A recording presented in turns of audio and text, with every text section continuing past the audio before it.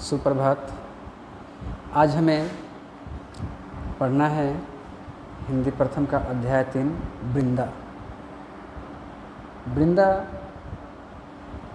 एक कहानी है जो प्रसिद्ध लेखिका महादेवी वर्मा के द्वारा रचित है।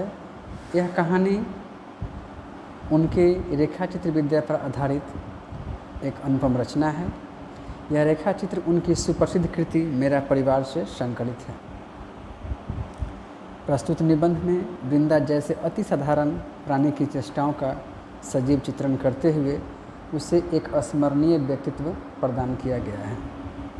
वृंदा कहानी है एक ऐसे शख्स की जो सितारों में अपनी दिवंगत माता को ढूंढती है। वृंदा कहानी है एक ऐसे मासूम की जिसने अल्प आयु में ही काफ़ी यातनाओं को सहा है। वृंदा कहानी है एक ऐसे छोटे बच्चे की जिसे सौतेली माँ के द्वारा काफ़ी कष्ट दिया गया है। यह कहानी उस समय की है जब लेखिका महादेवी वर्मा बहुत छोटी थी और उसके बाल सखी का नाम वृंदा था। उस समय लेखिका जीवन और मरण के अंतर को नहीं जान पाती थी। हालांकि उन्होंने अपने नाना और दादी के स्वर्ग गमन की चर्चा सुन रखी थी, लेकिन फिर भी उन्हें यह लगता था कि शायद मैं बड़ी होंगी तो उनसे कभी मिलने जाऊंगी। लेकिन समय के साथ साथ उन्होंने यह समझ लिया कि यह एक ऐसी घटना है, स्थिति होती है कि जब मनुष्य एक बार मर जाता है तो दोबारा उससे मिलना असंभव होता है। यह कहानी है जब वृंदा छोटी थी तो उसकी माँ मर जाती है और वृंदा के पिता पंडित जी दूसरी शादी करके लाते हैं और वृंदा को एक सौतेली माँ उपहार स्वरूप मिल जाता है। वृंदा का एक सौतेला भाई भी था, मोहन, जो अभी काफ़ी छोटा था। लेखिका वृंदा की माता को पंडिताइन चाची कहकर संबोधित किया करती थी। वह बहुत ही कठोर, क्रूर और बिल्कुल ही निर्दयी व्यवहार की औरत थी।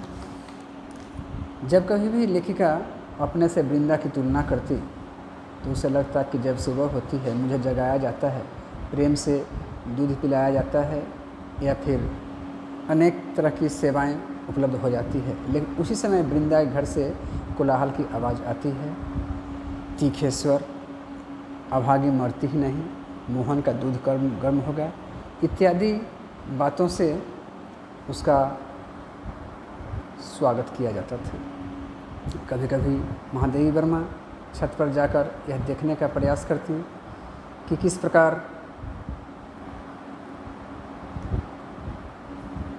वृंदा रह रही है, तो उसे देखकर एक जादुई एहसास होता था। क्योंकि वृंदा घर में झाड़ू पोछा से लेकर खाना बनाने का कार्य, कभी पानी भरने का कार्य किया करती थी और यह सब लेखिका के लिए बिल्कुल ही असंभव सा था। एक बार उन्होंने अपनी माँ से पूछ भी डाला कि क्या पंडिताइन चाची तुम्हारी तरह नहीं हो सकती। इस पर उनकी माँ ने कुछ नहीं कहा। एक दिन की बात घटना है जब लेखिका और वृंदा दोनों ही एक बगीचे में खेल रही थी। शाम का वक्त था। अचानक वृंदा कुछ तारों को गिनने लगी। 1 2 3 4 गिनते गिनते उसने एक चमकीला तारा को दिखाकर वृंदा से कहा कि यह रही मेरी अम्मा। लेखिका को काफ़ी आश्चर्य हुआ और उन्होंने मन में सोचा कि शायद सबों की एक अम्मा तारों में होती है और एक अम्मा घर में होती है। लेकिन तब बाद में से पता चला कि जिनकी माँ मर जाती है वह तारों में जाकर निवास करती है। उन्होंने अपनी माँ से कहा कि तुम कभी तारा नहीं बनना, नहीं तो पंडिताइन चाची की तरह नई अम्मा हमारे घर में भी आ जाएंगी और मुझे वृंदा की तरह कष्ट दिया जाएगा। वृंदा ने इस छोटी सी उम्र में काफ़ी कठोर यातनाएं सही थी और लेखिका इससे अनभिज्ञ नहीं थी। उसने वृंदा को सलाह दिया कि तुम क्यों ना नई अम्मा को पुरानी अम्मा कहना शुरू करो, कि ताकि वह नई रहेंगी और न ही तुम्हें डांटेंगी। वृंदा ने इसको मानने से इनकार कर दिया, क्योंकि वह अपनी पुरानी अम्मा को खुली पालकी में लेटकर जाते देखा था और बंद पालकी में नई अम्मा को बैठकर आते हुए देखा था। इसलिए उसके लिए यह सब असहनीय बात हो गई। एक दिन की बात है, चूल्हे पर चढ़ाया हुआ दूध उफन रहा था। वृंदा के नन्हे हाथों ने पतीली तो उतारी अवश्य, लेकिन उसके हाथों से छूट गया और उसके पैर जल गए। इस पर अपनी नई अम्मा के द्वारा उसे इतना तकलीफ़ दिया गया, उनके डर से वह कहीं छुपने की आवश्यकता बताने लगी और लेखिका उसके मन की मनोदशा को भांप गई और उसे छुपा दी। वृंदा के अपराध के लिए तो अज्ञात थे, लेकिन कभी कभी जो अपराध वृंदा नहीं किया करती थी उसके लिए भी उसे अपनी नई अम्मा अर्थात पंडिताइन चाची के द्वारा सजा दिया जाता था। उस घटना के बाद वृंदा ने उसे अपने घर के जहाँ जानवरों को बांधा जाता है उसमें जाकर छिपा दी और वृंदा उसमें काफ़ी सुकून महसूस की, क्योंकि वह अपनी अम्मा के डर से इतनी घबराई हुई थी कि उसे उस घास रखने वाली कोठरी में भी काफ़ी आनंद मिला। फिर कुछ दिनों बाद कुपोषण के कारण, समय से खाना नहीं मिलने के कारण, देखभाल के अभाव के कारण वह एक दिन बीमार पड़ जाती है। उसे चेचक का रोग हो जाता है। लोग उसे छुआछूत मानना शुरू कर देते हैं। घर के लोग उसे घर के एक कोने में एक चारपाई पर सुला देते हैं और ना ही उसका ढंग से उसे औषधि दिया जाता है, ना ही उसका समय से देखभाल किया जाता है। फिर क्या था, एक दिन शवों से नज़र बचाकर छुप कर लेखिका महादेवी वर्मा वृंदा से मिलने पहुंच गए। उन्होंने वृंदा का बहुत ही बुरी अवस्था देखकर उनका हृदय काफ़ी आहत हो गया और लौटकर वह वापस अपने घर में आ गई। लेखिका की माँ यदा कदा वृंदा से मिलने जाया करती थी।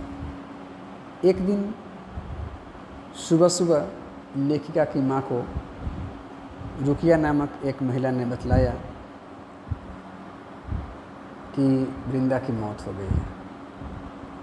महादेवी वर्मा अर्थात लेखिका को इस बात से अनजान रखा गया। उनकी माँ ने उन्हें यह घटना नहीं बताई, सिर्फ इतना हिदायत दी कि तुम घर से बाहर नहीं निकलना। लेखिका और परेशान हो गई कि क्या बात है कि माताजी घर से बाहर निकलने के लिए मना कर रही है। उन्होंने खिड़की से झांक कर देखा तो वृंदा के दरवाजे पर काफ़ी लोग जमा थे। कुछ को लेखिका खिड़की के माध्यम से देख पाई, कुछ को नहीं देख पाई। उसके मन में यह कौतूहल हुआ कि शायद किसी का विवाह हो रहा है। पंडित जी का तो विवाह हो नहीं सकता, क्योंकि जब तक पंडिताइन चाची जीवित हैं पंडित जी का विवाह संभव नहीं। मोहन भी ठीक से नहीं बैठ सकता है तो मोहन का ही विवाह नहीं होगा। तब आखिर विवाह है किसका?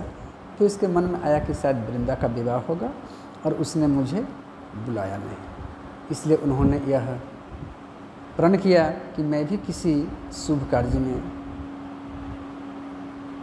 वृंदा को नहीं बुलाऊंगी। इतना कहकर उन्होंने अपने मन को संतोष दिया और अपने दिनचर्या में लग गया। कुछ दिनों बाद जब काफ़ी दिनों तक वृंदा से लेखिका नहीं मिली, तब उन्होंने एक दिन अपनी माँ से पूछ डाला कि माँ, वृंदा अपने ससुराल से कब आएगी? मुझे उससे मिले हुआ बहुत दिन हो गया, मेरा मन उससे मिलने को कर रहा है। तब लेखिका की माँ ने लेखिका को समझाया, बतलाया कि वृंदा ससुराल से अब कभी नहीं आएगी, अर्थात वृंदा ससुराल नहीं गई है, वह अपनी स्वर्गवासिनी आकाशवासिनी अम्मा के पास चली गई है और एक चमकीला तारा बन गई है, अर्थात उसकी मौत हो गई है। तब जाकर लेखिका को आभास हुआ कि मैंने व्यर्थ ही उसे भला बुरा कहा कि मैं उसे शुभ कार्य में नहीं बुलाऊंगी, मुझे ऐसा नहीं कहना चाहिए था।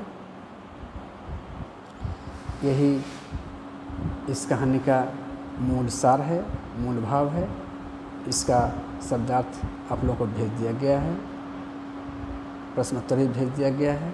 आप लोग इस वीडियो को बार बार देखेंगे, कहानी को समझने का प्रयास करेंगे। धन्यवाद।